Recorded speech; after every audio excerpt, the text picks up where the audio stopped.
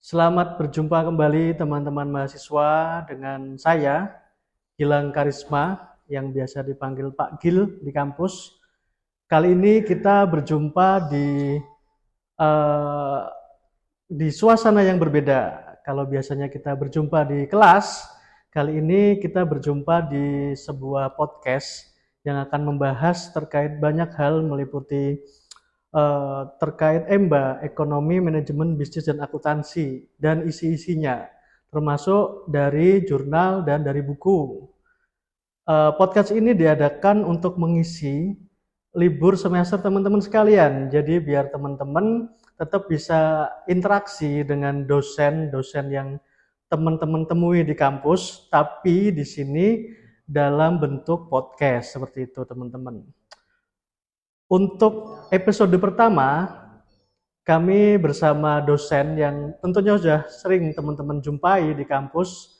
Dosen ini merupakan dosen yang basicnya akuntansi, dosen yang juga mengurusi MBKM di kampus. Langsung saja kita sapa Bapak Rizky Ridansyah, SAK MAK AK. Pak Rizky, selamat pagi Pak Rizky. Selamat pagi Pak Gilang. Oke, jadi hari ini kita akan ngobrol terkait akuntansi dan seputar keuangan Pak Rizky. Jadi sebelum kita mulai, ada baiknya kita perkenalkan dulu akuntansi itu apa Pak? Oke. Terima kasih. Mungkin sebelumnya saya perkenalkan diri dulu Ya. ya. Saya Rizky Ridasya, dosen akuntansi di Universitas Slamet Sri. Sejak 2020 akhir di Universitas Slamet Sri dan langsung masuk prodi akuntansi pada saat itu. Juga pendidikan S1, S2, kemudian profesi akuntan dan sedang menempuh S3 saat ini juga di bidang ekonomi, konsentrasi akuntansi juga. Selama saya kuliah, akuntansi itu sebenarnya banyak sekali interpretasinya ya. Tapi yang paling mendekati sesuai dengan pemahaman saya, sebenarnya akuntansi itu adalah seni dalam mengelompokkan akun pada tempatnya. Secara bahasa. Secara bahasa. Secara harfiah itu, kalau secara etimologi Pak Rizky. Kalau secara etimologi pada dasarnya akuntansi itu ilmu yang mempelajari tentang output laporan keuangan itu sebenarnya. Oke. Jadi endingnya ya akuntansi itu diperuntukkan bagi stakeholder secara mengerucut ya investor ya. Karena kalau sudah bursa bukan sudah bursa, sudah IPO gitu ya, maka kan wajib ya pencatatan itu ya. Makanya ada klasifikasi entitas UMKM, kemudian naik ke privat, kemudian naik yang ke IPO yang harus publikasi laporan keuangan, sehingga akuntansi itu diperuntukkan pada dasarnya untuk stakeholder. Tapi secara spesifik paling besar itu manfaatnya sebenarnya buat investor sih, karena mereka menanamkan modal paling besar kan kayak gitu. Oke, kalau di FEB sendiri, FEB Unis, akuntansi itu kan dibagi menjadi dua konsentrasi, akuntansi manajemen sama akuntansi keuangan. Iya. Perbedaan dari dua konsentrasi ini apa, Pak Rizky? Kalau akuntansi keuangan itu akuntansi yang membahas tentang seluruh cara atau metode dalam kita melakukan jurnal untuk melaporkan laporan keuangan yang terstandarisasi internasional. Nah, internasional kan pada saat ini untuk akuntan itu kan pelaporan keuangan IFRS ya, diadopsi oleh Indonesia lewat IAI namanya PSAK. Jadi kalau belajar akuntansi keuangan, maka kita akan belajar jurnal ya, termasuk perhitungan kebijakan akuntansi yang sesuai dengan kaidah internasional dan diakui juga secara nasional, sehingga nanti laporan keuangannya itu bisa dibandingkan. Misalnya Telkom menerbitkan laporan keuangan, harus punya standar nasional internasional sehingga bisa dibandingkan dengan yang lain. Contohnya ya, dia menaruh kas paling atas dalam laporan posisi keuangan di ya laporan posisi keuangan ya, dulu neraca namanya, sekarang laporan posisi keuangan. Ya kas paling atas gitu ya. Kemudian ada saingnya ini Indosat gitu misalnya. Indosat kas juga paling atas. Nah, itu Excel Asiata dan seterusnya. Sehingga mereka bisa dibandingkan karena mereka punya form yang internasional standar. karena akunnya dibuat rapi dan punya standar, akhirnya enak kan buat bandingkannya gitu ya. Oke, Nah, ya. jadi kas sampai misalnya Telkom besar, mungkin yang Indosat mungkin 70% lebih 30% lebih kecil misalnya. Sehingga enak buat dibandingkan. Itu tujuannya akuntansi keuangan sebenarnya. 5 laporan kan yang harus diterbitkan, yaitu laporan posisi keuangan, laporan laba rugi komprehensif, kemudian laporan arus kas, kemudian laporan perubahan ekuitas, sama satu lagi catatan atas laporan keuangan. Nah, ini formnya saklek gitu ya. Nah, jadi belajar akuntansi keuangan itu, yang konsentrasi akuntansi keuangan tadi, maka itu dipelajari seluruh cara-cara untuk menerbitkan kelima itu. Oke. Gitu. Intinya kalau akuntansi keuangan. Kalau akuntansi manajemen berarti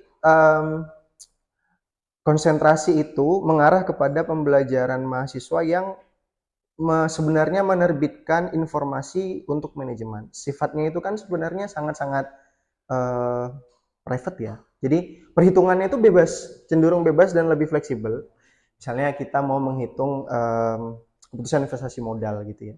Ya mungkin perusahaan ada yang analisisnya menggunakan NPV, ada yang pakai economic value added. eh, itu secara keputusan investasi modal. Tapi kalau akuntansi biaya misalnya ada yang pakai activity based costing, ada yang tidak, ya. Jadi metodenya itu boleh dipilih sesuai dengan kepentingan manajemen. Tapi kalau kebijakan akuntansi keuangan itu kan ada aturannya ya, clear ada aturannya. Sehingga mereka kalau memilih kebijakan itu tidak bisa sefleksibel akuntansi manajemen. Dan penggunanya sih sebenarnya, kalau akuntansi manajemen penggunanya mungkin manajer ya dan orang-orang yang ada di dalamnya. Kalau akuntansi keuangan tuh lebih kepada stakeholder sih. Oke, Gitu. terkait nanti kita bahas lagi yang disinggung Pak Arsi tadi. Ada economic value added, Hmm. ada financial value added. Mungkin nanti Financial value added ya. di di akhir atau di pertengahan pembahasan nanti Iya. kita bahas itu. Oke. Kita bahas terkait akuntansi dulu tadi, pengertian kalau secara harfiah Hmm. merupakan kumpulan akun-akun gitu ya Pak ya. Iya. Atau gampangannya laporan keuangan gitu ya. Hmm. Kalau itu kami kami sambungkan dengan tren yang sedang up to date, Hmm. yaitu artificial Intelligent. intelligence atau AI. Ini juga buat masukan mungkin buat teman-teman SMK atau SMA yang masih bingung mau lanjut di mana, kuliah di mana. Apakah akuntansi itu masih masih oke, masih worth it nggak sih dipilih jurusannya kayak gitu. Seberapa confident Pak Rizky Hmm. bahwa AI ini nggak bisa mengalahkan akuntansi? Karena gini Pak, AI itu sudah bisa membantu manusia selain membuat laporan keuangan, juga Iya. membaca laporan keuangan. Iya. Jadi kita masukkan annual reportnya perusahaan, kita suruh cek AI. Ini bagus apa jelek? Hmm. Dan AI bisa membaca itu. Iya. Kalau akuntansi dimaksud tadi kumpulan akun-akun, maka seberapa confident Pak Rizky AI itu tidak bisa mengalahkan akuntan atau kita sebagai orangnya? Oke. Eh, kalau pakai ukuran persentase, maka kalau jawabannya seberapa confident, sebenarnya masih 50-50 kalau saya.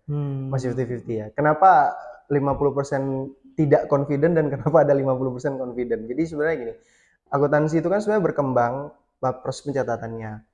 Dulu sempat ada perdebatan di versi US GAAP, jadi Generally Accounting Acceptance Principle dari Amerika, itu mereka pakai historical base. Jadi misalnya kita beli barang gitu ya, eh, baterai gitu ya, kita beli 10.000, kita catat 10.000, padahal kita beli mungkin sudah 1 minggu yang lalu. Eh, itu kalau prosesnya dulu, tapi kan sekarang update ya, beli saat ini bisa langsung dicatat saat Ya, ini. Dan nilai 10.000 itu nggak berubah. Nah, berkembangnya akuntan apa tadi aturan akuntansi tadi terkait dengan basic angka yang dinilai, eh, berkembang ke tahap IFRS nih, dari US GAAP kemudian ke IFRS, diadopsi di Indonesia 2013 pakai PSAK. Mereka bilang nggak semua akun itu bisa menggunakan historical base, ya. Dan akun-akun contoh aset ya. Aset itu kan kalau tanah mungkin kan terapresiasi ya. Jadi kalau kita beli tanah 10 tahun lalu 100 juta, maka kalau 10 tahun kemudian kita beli tahun 2010, 2020, apakah masih 100 juta? Jawabannya enggak. Sehingga historical base itu keliru lah. Versi orang yang sepakat dengan IFRS. Jadi Iya. US GAAP itu gini mungkin Pak Gilang, US GAAP itu terbitnya kan di Amerika, sementara IFRS itu kan di Eropa. Hmm. Nah, biasalah ya kubu Amerika sama Eropa kan sering tanding-tandingan masalah itu ya. Iya. Jadi mereka pengen menjadi role model akuntansi lah gitu. Nah, di IFRS ini mereka memang memberi pedoman tentang fair value, nilai wajar. Nah, fair value atau nilai wajar ini menjadi landasan bahwa tidak semua akun bisa dicatat menggunakan historical base. Termasuk tadi tuh, masa aset nilainya nggak naik atau nggak turun gitu kan. Nah, gitu-gitu. Apalagi sekarang ada startup sehingga kayak apa ya, nilai perusahaan startup sampai dari awal terus jadi apa? Unicorn Ya, itu istilah-istilah itu ya. iya, iya. Itu kan naik, asetnya naik Iya. ya. Nah, itu kalau historical base kan wagu juga kan, Hmm. maksudnya kok nilainya nggak naik. Nah, gitu ada fair value. Baik. Em, jadi kalau masih menggunakan historical base itu bisa saja pencatatan tersebut keliru kalau versi PSAK. Apalagi PSAK kita Indonesia sudah meninggalkan basis US GAAP itu full pakai IFRS. Nah, berkembangnya IFRS tahun 2013 di adopsi di Indonesia full sampai sekarang itu juga kita benar-benar fully adopted. Yang saya tahu itu hampir tidak ada kita create sendiri karena kita mengadopsi Hmm. penuh gitu ya. Nah, sehingga saya merasakan bahwa karena di Indonesia sendiri menggunakan adopsi penuh ilmu itu, kita tidak bisa menuangkan sesuatu yang baru sendiri. Kita benar-benar terima bersih dari sana. Nah, datangnya teknologi AI tadi itu kan juga akhirnya membuat kita belajar ya, AI ini mau tidak mau akan belajar. Nah, ada sesuatu yang kita dapatkan dari luar penuh kita adopsi, kemudian juga ada AI yang kita juga pelajari dan seterusnya. Saya juga sudah mencoba penggunaan AI itu. Jadi kalau saya suruh bikin akun dengan perintah IFRS atau PSAK gitu, diselesaikan sama mereka. Bikin soal gitu ya. Hmm. Nah, saya coba minta ini, Iya. terus diselesaikan. Bener akunnya itu sama persis plek. Bahkan tadi kayak Pak Gilang bilang ya kita tinggal upload laporan keuangan selama bisa dibaca Iya. AI sudah bisa dibaca kan Hmm. gitu. Karena memang standarnya internasional. Artinya ya AI yang dibikin secara masif ini bisa membaca apapun kan Iya. gitu kan. Oke. Terus peran akuntan ada di mana kan gitu. Ini masalahnya sebenarnya mungkin ada juga sih banyak yang udah bahas sih. Masalah akuntan itu ada di mana. Kalau hanya sekedar mengerti positioning akun, kemudian nanti membuat laporan keuangan sederhana, saya kira kalau ilmunya hanya itu, bahaya menurut saya. Makanya tadi nilai confidence saya, ketidak-confidentan saya itu 50% ada di situ. Eh, Katakanlah sarjana begitu ya, kita mengajarkan basic pembuatan laporan keuangan, terus jadi, itu kayaknya bisa dipastikan dia 2-3 tahun lagi selesai Iya. itu, nggak Kalah. selesai. Artinya nggak akan berkembang dan mungkin skill itu udah tidak dibutuhkan dengan menggunakan tenaga dan pikiran manusia. Terus posisi akuntan ada di mana? Posisi akuntan itu sekarang sifatnya mungkin lebih strategik ya. Makanya di beberapa kampus ada konsentrasi seperti forensik. Nah, itu. Kemudian manajemen akuntansi, manajemen strategik, gitu-gitu. Nah, yang mungkin akan sulit dilakukan oleh AI itu prediksi, forecasting. Oke. Nah, karena membicarakan masa depan. Dia mungkin bisa memberikan saran, tapi tingkat keakuratan untuk mungkin membuat sebuah model atau prediksi itu belum terlalu bisa ya. Itu mungkin perlu expertise. Nah, terus kalau kita berikan laporan keuangan, terus kalau kita minta dia deteksi kecurangan, itu belum bisa. Setahu saya ya, itu belum bisa. Sehingga hanya orang expertise yang tahu. Misalnya gini, Indofood punya pihak-pihak berelasi. Nah, di pihak-pihak berelasi ini bisa transfer pricing. Nah, kalau piutang pihak berelasi itu ternyata meningkat terus tiap tahun, mungkin kalau kita tanya ke AI, hanya kita sodorkan laporan keuangan, dia tidak bisa memberikan informasi tersebut bahwa itu ada tendensi kecurangan, penghindaran pajak lewat transfer pricing. Nah, kalau kita atau ada orang yang expert di bagian itu, terus dia lihat piutang pihak berelasi ternyata tinggi sekali, melebihi total piutang dengan pihak-pihak lainnya, itu ada indikasi transfer pricing. Kalau ada indikasi transfer pricing, maka ada indikasi penghindaran pajak. Nah, itu setahu saya itu AI belum bisa menggantikan. Sehingga kalau sifatnya mungkin peramalan, red flag kecurangan, dan sifat-sifat lain yang membutuhkan kemungkinan masa depan pada eksekusi laporan keuangan, saya kira itu AI belum tahu itu cara itu. Nah, walaupun memang gini, kalau kita mau melihat kecurangan dalam laporan keuangan, sebenarnya kan basic laporan keuangan yang udah itu kan yang udah diungkapkan ya. Iya. Yang udah diungkapkan kita ya nggak ada salahnya walaupun itu sudah informasi yang sudah lawas gitu ya, tapi kita bisa memperkirakan bahwa mungkin ada teknik atau kebijakan dari perusahaan yang dipakai untuk transfer pricing gitu. Ada indikasi ke sana. Iya. Sehingga kita bisa mempredik di masa depan jangan-jangan dia menaikkan lagi tuh piutang pihak berelasi. Dia naikkan lagi levelnya, dia naikkan lagi. Hal seperti itu sih. Jadi kalau kalau hanya untuk bikin laporan keuangan menurut saya ya itu tadi. Mungkin akan hilang saya prediksi seperti itu. Tapi 50% lagi confident kalau seandainya orang-orang mau belajar lebih tentang akuntansi. Karena kalau akuntansi yang sifatnya sudah bisa memprediksi sesuatu dan tepat, itu kan amazing ya. Jadi biasanya kan gini ya, kalau kita bisa memprediksi sesuatu dan ternyata terjadi di masa depan, itu nilainya kan bagus sekali ya.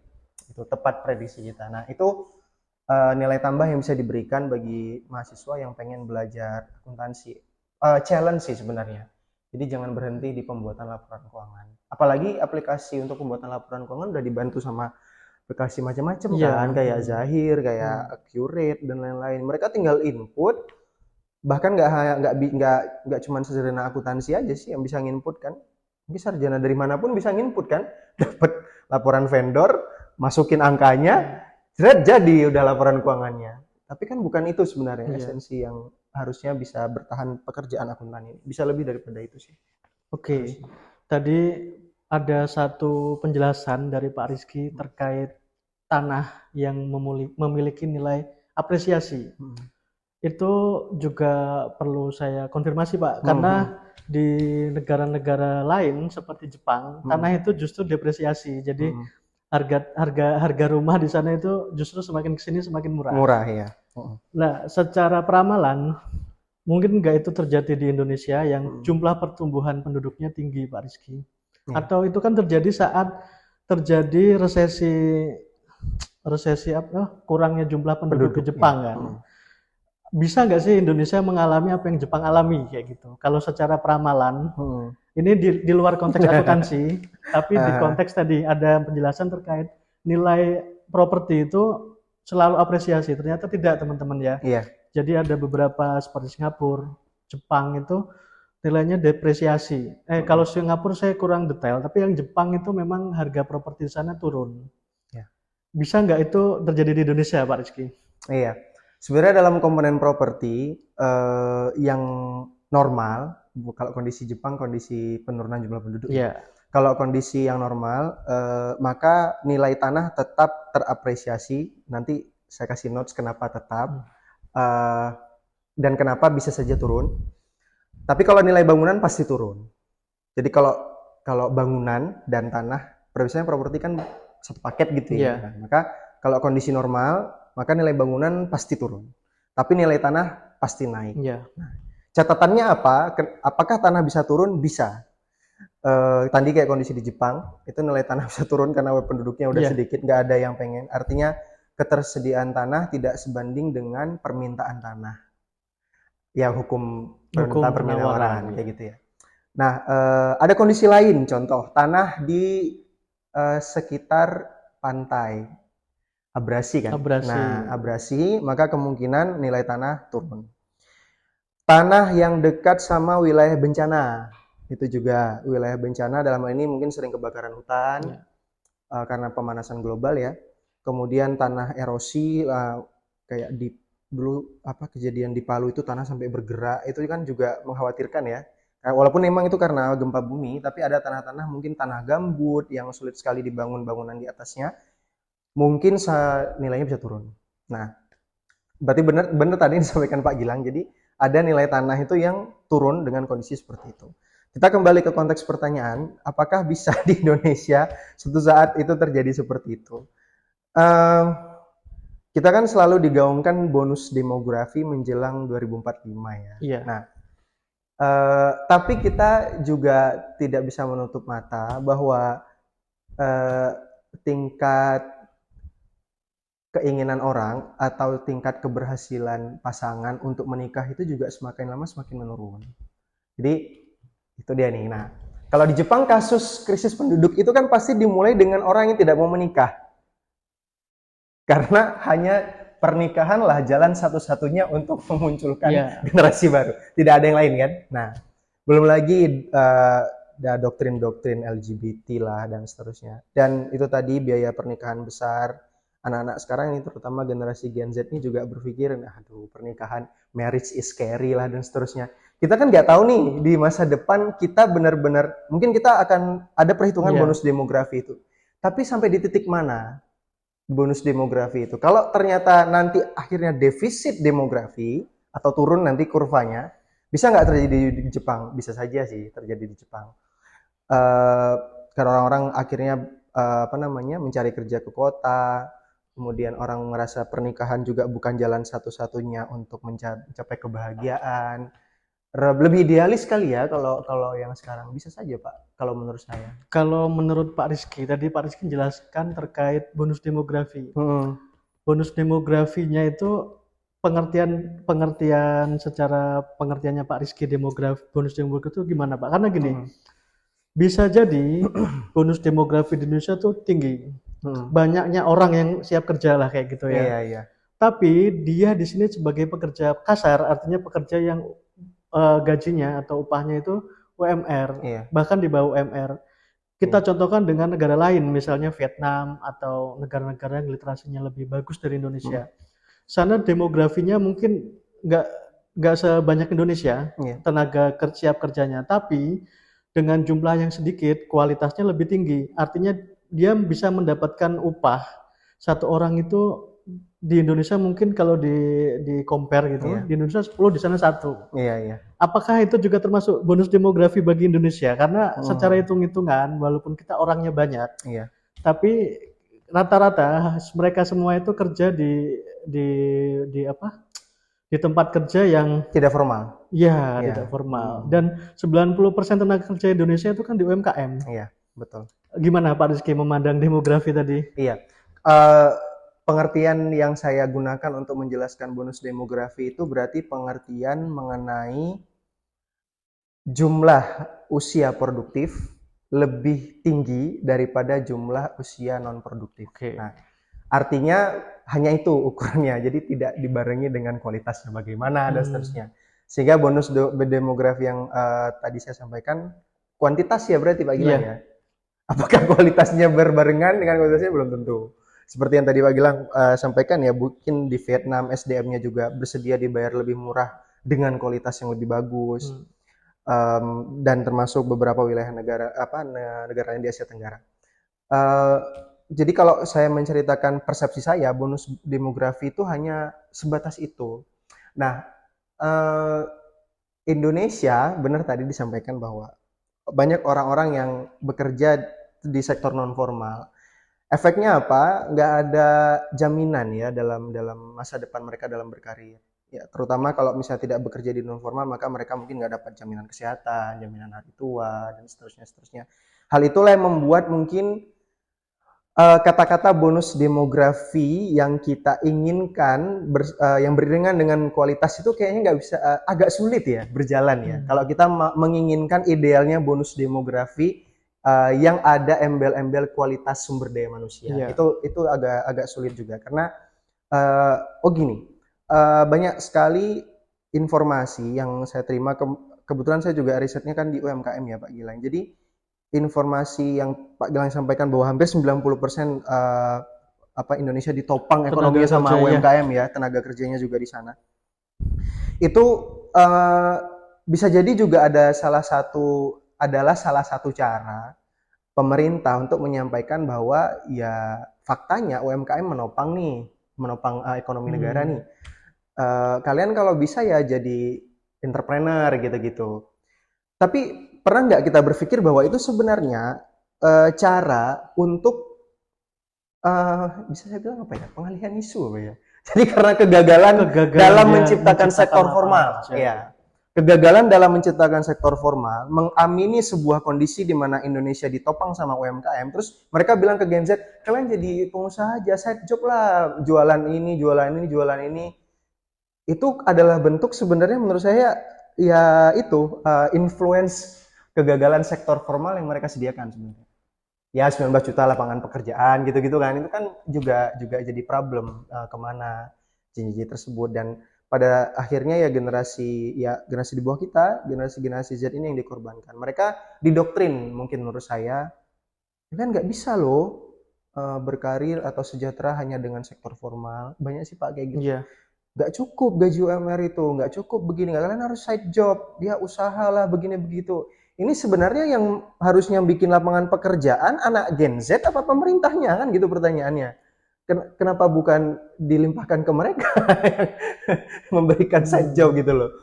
Dan bahkan kalau berdasarkan literatur, jurnal-jurnal yang ada, itu kendalanya UMKM terhadap akses teknologi itu karena infrastruktur teknologi yang masih minim. Minim, ya. Jadi UMKM mungkin punya niatan ke sana, cuman karena infrastruktur teknologinya belum memadai, akhirnya mereka kalah bersaing. Iya.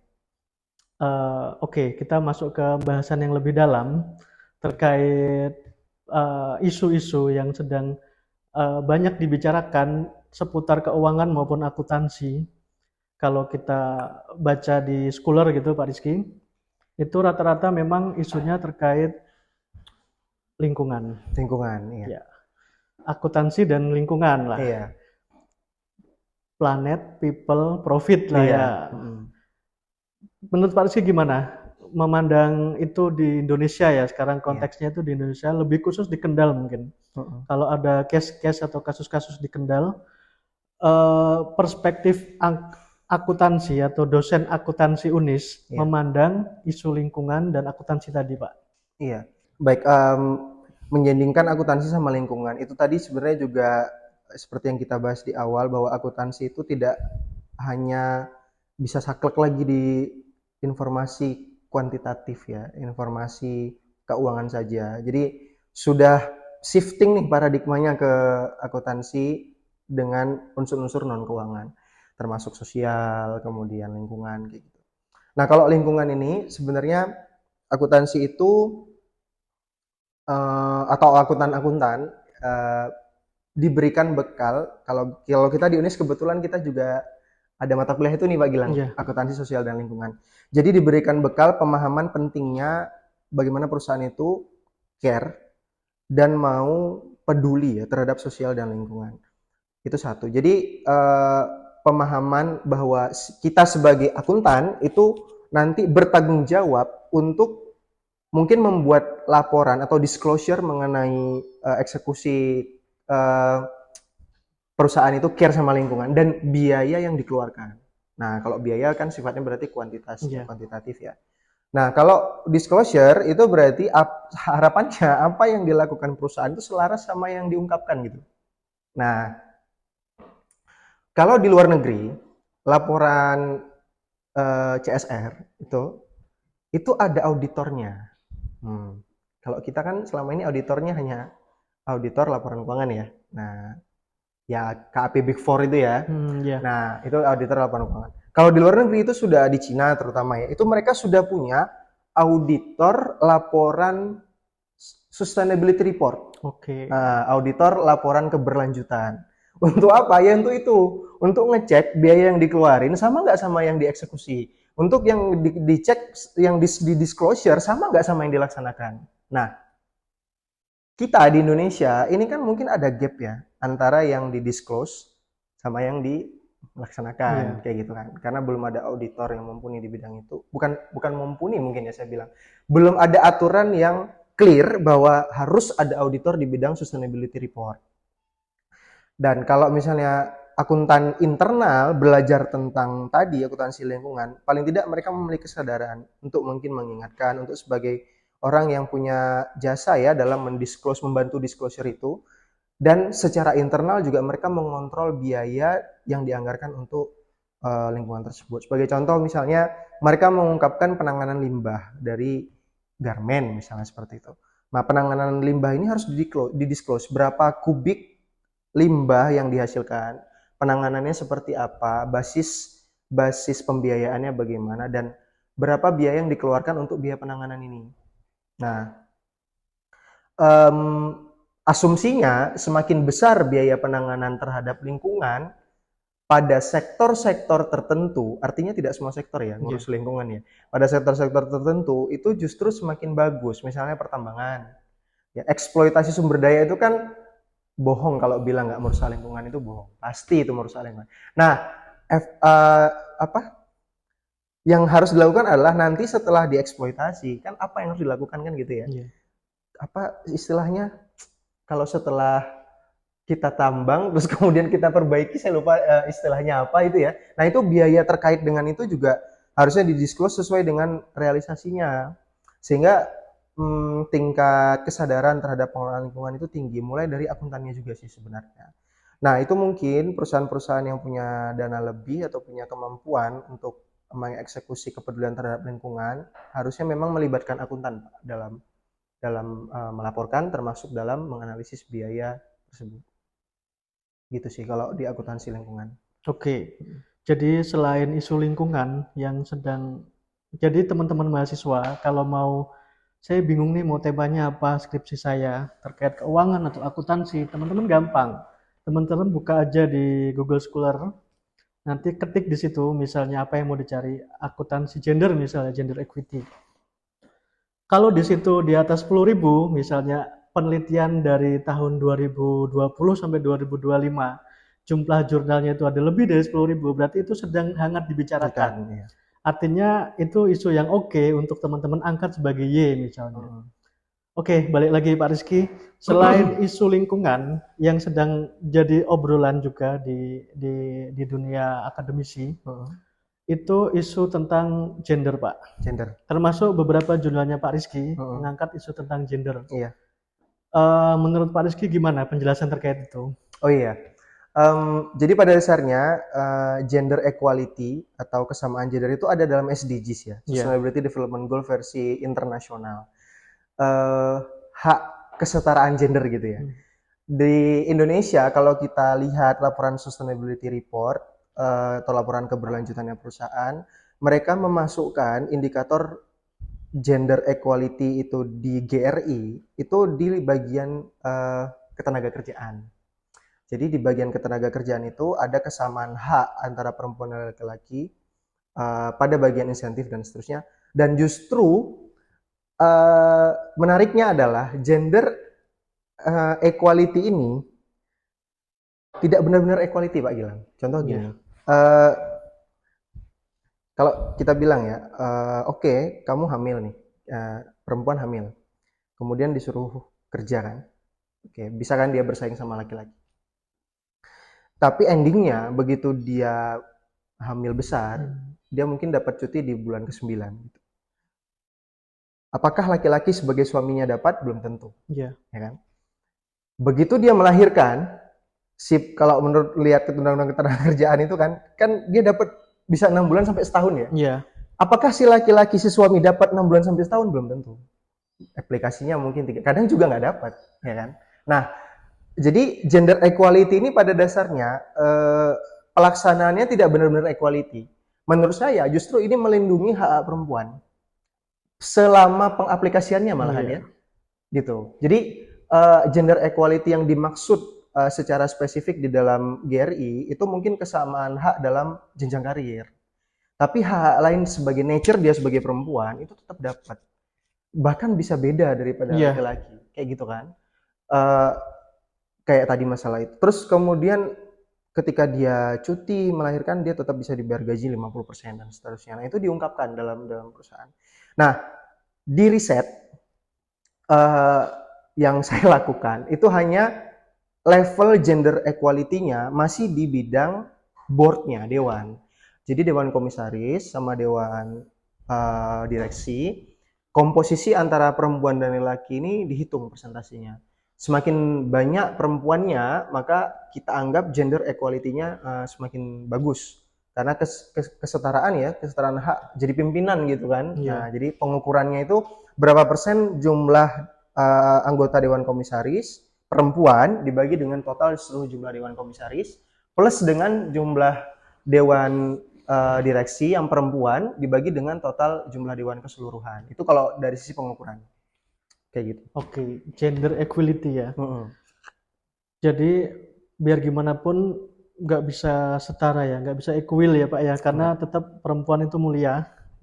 Kalau kita balik ke teologi gitu, Mhm. hampir semua agama menaruh Mhm. perempuan tuh di posisi yang lebih mulia daripada Iya. cowok. Misalnya Islam, kita harus menghormati ibu, Sampai 3 kali. ibu baru bapak. Bapak, iya. Dan Nasrani juga kan perempuan yang paling mulia di situ Bunda Maria kan. Iya. Dan mungkin semua agama juga. Jadi memang yang dimaksud equal tadi, seimbang tadi, itu nanti akan ya nggak sama juga sama cowok. Perempuan Iya. lahiran misalnya, cowok nggak lahiran. Yang didapat lebih emang harusnya seperti itu. Iya. Kalau gini Pak Rizky, dari risetnya Pak Rizky yang terkait gender tadi, porsi perempuan sebagai direksi, Mm-mm. itu kalau nggak salah saya baca dependennya adalah kinerja ya Pak ya. Iya. Mm-mm. Ngaruh nggak Pak? Itu sebenarnya ini ya, jadi kalau dari riset-riset yang kita kumpulkan itu sebenarnya kan hasilnya ragam juga ya, ada yang positif, Iya. ada yang negatif, ada yang nggak berpengaruh. Di saya tuh judulnya ada 2 atau 3, tapi ada yang nggak berpengaruh loh Pak Gil. Iya. Iya. Iya. Jadi saya lupa di scholar saya ada 2 atau 3 kali saya riset, tapi yang saya ingat itu terakhir kalau nggak salah itu nggak berpengaruh Pak. Artinya gini, mungkin faktor gender itu di Indonesia itu nggak terlalu berpengaruh dibanding dengan kompetensi ya. Artinya justru begini, kalau perempuan punya kompetensi, laki-laki punya kompetensi, maka justru yang di-highlight kompetensinya ini. Iya. Bukan diri dia sebagai laki-laki atau perempuan. Bukan nature dia sebagai laki-laki atau perempuan yang dijadikan highlight untuk meningkatkan kinerja, tapi yang memang basicnya basic kompetensi, kapasitasnya. Betul.